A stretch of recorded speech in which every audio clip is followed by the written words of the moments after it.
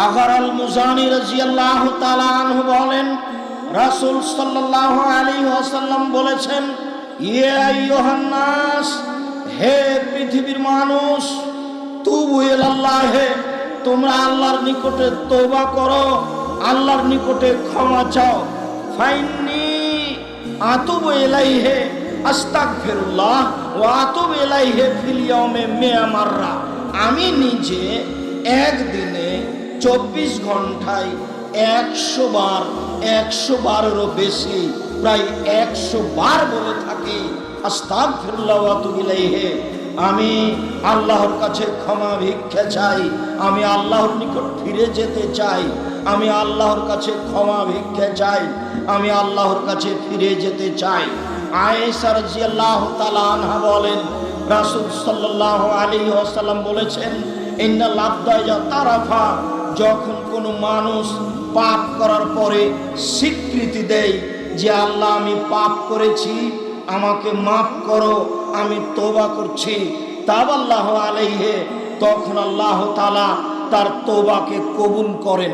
যখন মানুষ তার পাপের স্বীকৃতি দেয়, স্বীকৃতি দিয়ে তওবা করে, তখন আল্লাহ তাআলা তার তওবাকে কবুল করেন। আবু হুরায়রা রাদিয়াল্লাহু তাআলা আনহু বলেন, রাসূল সাল্লাল্লাহু আলাইহি ওয়াসাল্লাম বলেছেন, মান তাবা কাবলা আন তাগরিবা শামস, মানুষ মিনাল মাগরিব, অতদিন পর্যন্ত আল্লাহ তাআলা মানুষের তওবা কবুল করবেন যতদিন পর্যন্ত সূর্য পুনরায় পশ্চিম দিকে না ডুবছে। যখন সূর্য পশ্চিম দিকে ডুববে আর পূর্ব দিক থেকে উঠবে না, ততদিন পর্যন্ত আল্লাহ তাআলা মানুষের তওবা কবুল করবেন। আবু হুরায়রা রাদিয়াল্লাহু তাআলা আনহু বলেন, রাসূল সাল্লাল্লাহু আলাইহি ওয়াসাল্লাম বলেছেন, ইন্নাল্লাহা ইয়াকবালুত তাওবা কাবলা ইউগাররির, যতক্ষণ পর্যন্ত মানুষের মোটা শ্বাস না আসছে, মরণের মোটা শ্বাস, ততক্ষণ পর্যন্ত আল্লাহ তাআলা মানুষের তওবাকে কবুল করবেন। মোটা শ্বাস শুরু হয়ে গেলে মানুষ যদি তওবা করে, তাহলে তখন তওবা কবুল নাও হতে পারে। মরণের মোটা শ্বাসের পূর্ব পর্যন্ত তওবা করলে আল্লাহ তাআলা মানুষের তওবা কবুল করবেন, মানুষকে ক্ষমা করে দিবেন। এই কথা রাসূল সাল্লাল্লাহু আলাইহি ওয়াসাল্লাম বলেন। আবু হুরায়রা রাদিয়াল্লাহু তাআলা আনহু বলেন, রাসূল সাল্লাল্লাহু আলাইহি ওয়াসাল্লাম বলেছেন, পৃথিবীর মানুষ শুনে রেখো, লাউলাম তুজনেবু লা যাহাবাল্লাহু বিকুম ওয়ালা জা বিকওমিন ইজনেবুনা ওয়া ইস্তাগফিরুনাল্লাহা ওয়া ইয়াগফিরু লাহুম, তোমরা যদি পাপ না করতে, তাহলে আল্লাহ তাআলা আবারও এমন একটি জাতি সৃষ্টি করতেন যে জাতি পাপ করার পরে আল্লাহর কাছে ক্ষমা চাইতো, তখন আল্লাহ তাআলা তাকে ক্ষমা করে দিতেন। কাজেই এই কথার অর্থ এই নয় যে মানুষকে আল্লাহর নবী পাপ করতে বলছেন, বরং আল্লাহর নবী এই কথা বলছেন যে পৃথিবীর মানুষ, তোমাদের যদি পাপ হয়ে যায়, তাহলে তোমরা আল্লাহর কাছে ক্ষমা চাও। পাপ হয়ে যাওয়ার কারণে নিরাশা হয় না, মানুষেরই পাপ হতে পারে, এটাই স্বাভাবিক। ফেরেশতার পাপ হবে না, কেননা ফেরেশতার পাপ করার মতো কোনো ক্ষমতা নেই। আবু হুরায়রা রাদিয়াল্লাহু তাআলা আনহু বলেন, রাসূল সাল্লাল্লাহু আলাইহি ওয়াসাল্লাম বলেছেন, তুবা লিমান কানা ফি সাহিফাতিহি ইস্তিগফারান কাসীরা, নিশ্চয় ওই লোকটাই বিচারের মাঠে বেশি সফল হবে, নিশ্চয় ওই লোকটাই বিচারের মাঠে বেশি সফল হবে যে তার খাতাতে বেশি বেশি তওবা ইস্তিগফার দেখতে পাবে। যারা বেশি বেশি বলেছে আস্তাগফিরুল্লাহ ওয়া আতুবু ইলাইহি, আস্তাগফিরুল্লাহ ওয়া আতুবু ইলাইহি, তারা বিচারের মাঠে বেশি সফল হবে, তাদের সফলতা রয়েছে বিচারের মাঠে। এই কথা রাসূল সাল্লাল্লাহু আলাইহি সাল্লাম বলেন।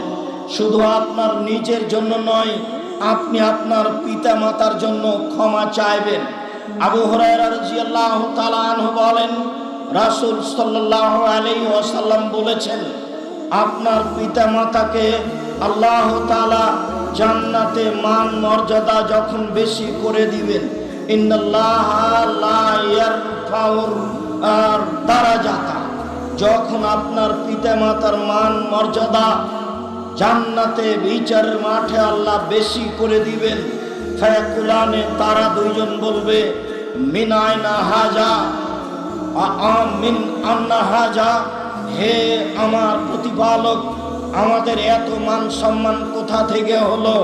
আমরা তো এত মান সম্মান পাওয়ার মতো ইবাদত করিনি, তওবা ইস্তেগফার করিনি। তখন আল্লাহ তাআলা বলবেন, বে ইস্তেগফারে ওয়ালাদেকা লাকা, তোমার ছেলে তোমার জন্য, তোমাদের ছেলে মেয়ে তোমাদের জন্য দুনিয়াতে ক্ষমা চাইতো, তাই আজকে তোমাদের মান মর্যাদা বেশি করে দেওয়া হয়েছে, সম্মান বেশি করে দেওয়া হয়েছে, ভালো মানের পোশাক দেওয়া হয়েছে। এ কথা রাসূল সাল্লাল্লাহু আলাইহি ওয়াসাল্লাম বলেন। আবু হুরায়রা রাদিয়াল্লাহু তাআলা আনহু বলেন, রাসূল সাল্লাল্লাহু আলাইহি ওয়াসাল্লাম বলেছেন, ইন্নাশ শায়তান কালা, নিশ্চয় শয়তান বলে, ওয়া ইজ্জাতিকা ইয়া রাব্বে, হে আমার প্রতিপালক, তোমার সম্মানের কসম করে বলছি।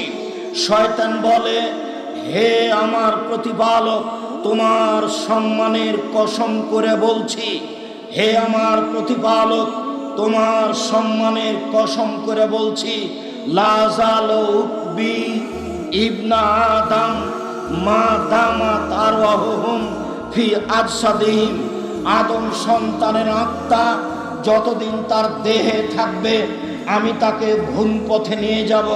তোমার সম্মানের কসম করে বলি, তোমার ইজ্জতের কসম করে বলি, শয়তান বলছে যতদিন পর্যন্ত আদমের ছেলে মেয়ের দেহে শ্বাস থাকবে ততদিন পর্যন্ত আমি তাকে সর্বদা ভুল পথে নিয়ে যাব।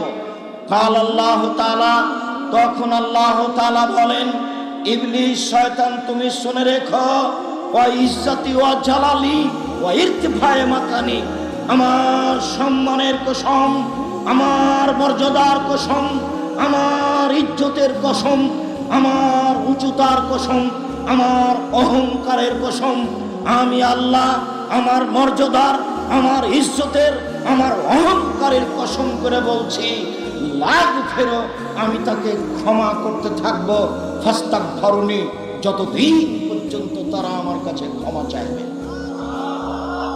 শয়তানের এ কথা, আল্লাহর এ কথা, শয়তানের এ কথা, আল্লাহর এ কথা, আমি আশা করছি আপনাকে স্পষ্ট বুঝাতে পেরেছি। শয়তান বলছে, হে আমার প্রতিপালক, তাহলে শয়তান প্রতিপালক বলে মেনে নিয়েছে। আবার শয়তান বলছে, তোমার সম্মানের কসম, তুমি বড়, তোমার সম্মানের কসম করে বলছি, আমি আদম সন্তানকে ওর দেহে শ্বাস থাকাকালীন আমি তাকে ভুল পথে নিয়ে যাব। তখন আল্লাহ তাআলা তার তিনটে সম্মান মর্যাদাকে উল্লেখ করে বলছেন, আমার ইজ্জতের কসম, আমার মর্যাদার কসম, আমার উচ্চতা, আমার অহংকারের কসম, আমি এই তিনটে গুণের কসম করে বলছি, যতদিন পর্যন্ত আমার কাছে ক্ষমা চাইবে, যতবার ক্ষমা চাইবে ততবার পাপ করার পরে ক্ষমা চাইলে আমি তাকে ক্ষমা করে দেব। আবু হুরায়রা রাদিয়াল্লাহু তাআলা আনহু বলেন, রাসূল সাল্লাল্লাহু আলাইহি ওয়াসাল্লাম বলেছেন, মান আজনাবা যামবান, কোন মানুষ যদি পাপ করে, সুম্মা কালা, তারপর যদি বলে, রব্বি আজনাবতু ফাগফিরলি, হে আমার প্রতিপালক, আমি পাপ করেছি, আমাকে ক্ষমা করো, একুল রব্বহু তাআলা, তখন তার প্রতিপালক বলেন, আল্লাহ বলেন, আলেমা আব্দি, আমার দাস দাসী কি জানে যে আন্নাল্লাহু রব্বান, তার একজন প্রতিপালক রয়েছেন, এক ফেরুদাম্বা ওয়াইখজবেহি, যিনি ক্ষমা করতে পারেন, যিনি শাস্তি দিতে পারেন, যিনি ক্ষমা করতে পারেন, যিনি শাস্তি দিতে পারেন। আমার দাস দাসী কি জেনে বলছে আমি যে তাকে ক্ষমা করতে পারি, আমি শাস্তি দিতে পারি, আমি ক্ষমা করতে পারি, আমি শাস্তি দিতে পারি, এটা যদি জেনে শুনে বলে, গাফারতু লাহু, আমি